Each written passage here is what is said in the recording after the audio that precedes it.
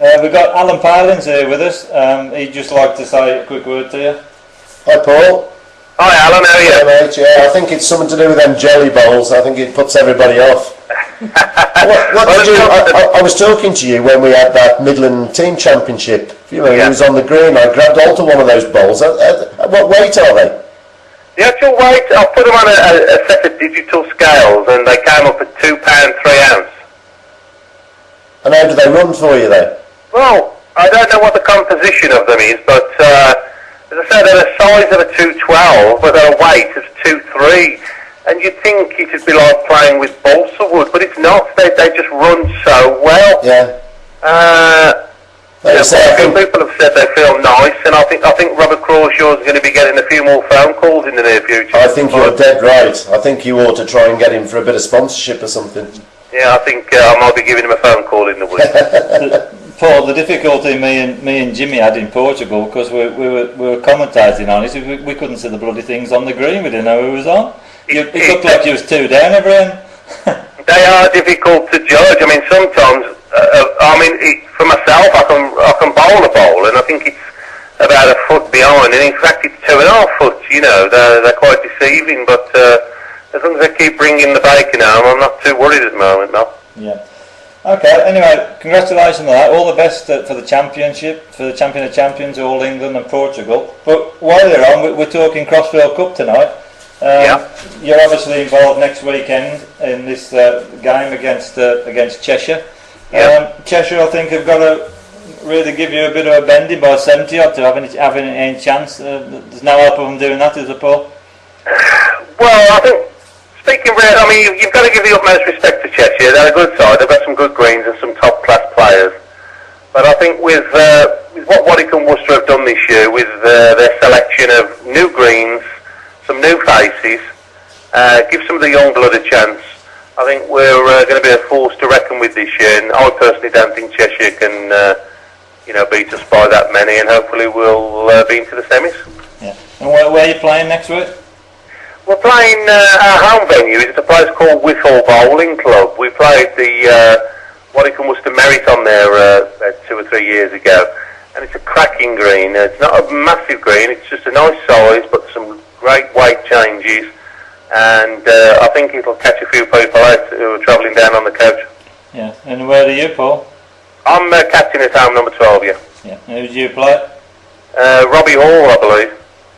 Right, okay. So, it should be a good game. Northampton Falls sent down a good side, but once again, we used a new the Brook Hill, and I said to Anthony Bracken that we'd win by 40 plus, and he didn't think we could do it, but it was a good green, and we won by 58, and I think we can win by 40 odd again at least on Whittle. Yeah.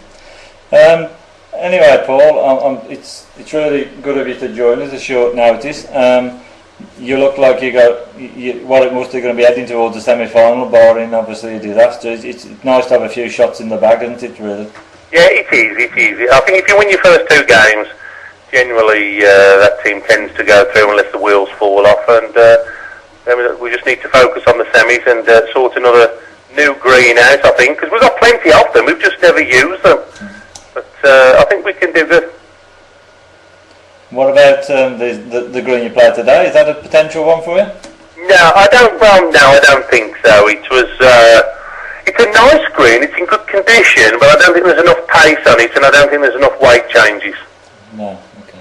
I've got one. Somebody's put a message on here, Paul. Before we leave you, it's got Angry and Robbie. Bowls equivalent of Beauty and the Beast, but I don't really know which way they're looking at that. Do you?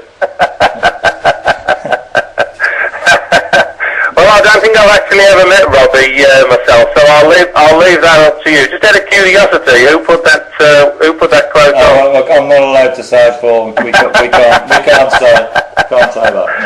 But Paul, somebody else come on and said Robbie is definitely the Beauty. So. Well, all I'll say is, Lynn, it's water off a duck's back, because I've been called that many things and that many names. And the worst thing anybody can do is get on my back, because it just makes me try 200%, so I'm really looking forward to it.